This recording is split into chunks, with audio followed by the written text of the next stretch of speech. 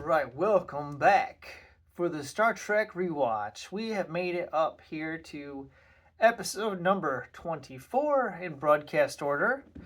This Side of Paradise. This script was written by Dorothy Fontana, who goes by DC. The story was by Nathan Butler and DC Fontana. As far as when this was filmed, it was filmed in early January of 1967. And the director for this was Ralph Senensky. The composer, we're recycling music from Alexander Courage. A lot of music that was used in the pilot episode The Cage has been reused here. And the photographic effects were done by the Westheimer Company. So we're just going to read the plot synopsis real fast from the Star Trek Compendium, again by Alan Asherman.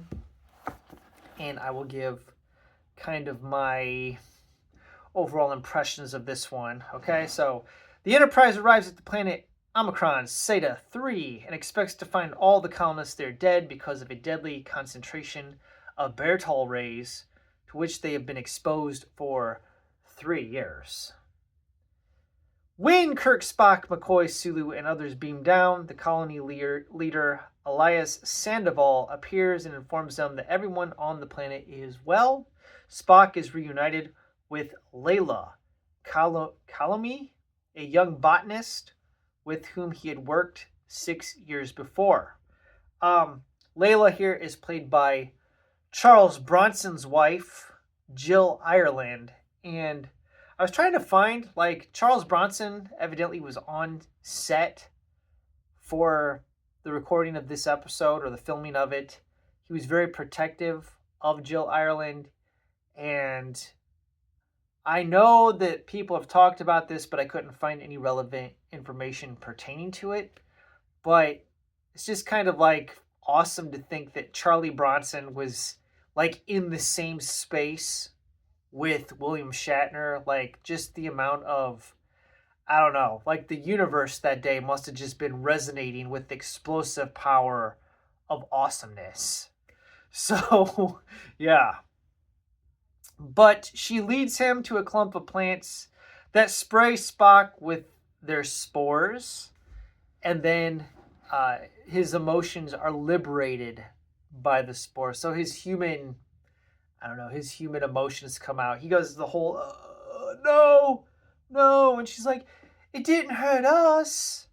And then he comes out of it. He's like, I love you. So we have a Mr. Spock in love story is really what this boils down to. I guess this episode was a favorite of women that watched the series. You get to see Spock, Leonard Nimoy being very playful, right? Smiling. It's like, hello, Jim, right? Addressing the captain. But, let's see. The Terrans, exposed to the spores, become placid. So they essentially become into, hippie, peace out, man, free love, and all that stuff. Plants are beamed up to the Enterprise, and before long, everyone except Captain Kirk is affected. Kirk fights the effects of the spores, discovers that violent emotional reactions are the antidote. So he's got this scene where he's on the bridge, he's all alone, he's all by himself, and then there's a plant there that sprays him, and he talks to Mr. Spock. He's like, I've joined you, I'll be down. And Spock is all talking to him. And then when he's getting ready to beam down to the ship, he's at the transporter pad, and he's all no! I can't go! And then he's all, violent emotions. Right? That whole thing. Realizes that that's the key, so he beams up Spock, and then we get to see him trigger Mr. Spock, who they get into a fight with, and just as when Spock is about to destroy Captain Kirk, he comes out of it. So, yeah, I like this one. Hello? I got some alcohol. Save the margaritas. What in the world? I just got Looks like I'm going to Margaritaville. All right. Well, whatever. All right. Well, pardon the alcoholic delivery there. I don't know what that was all about. Strangers bearing gifts. I guess I got Christmas early this year or late or whatever. Maybe I'll turn into Foghorn Leghorn like Dr. McCoy did later on. I said there, Jimmy boy, I'm gonna have me some margaritas and take a trip down to Margaritaville, Jimmy boy, 'cause it's 5 o'clock somewhere.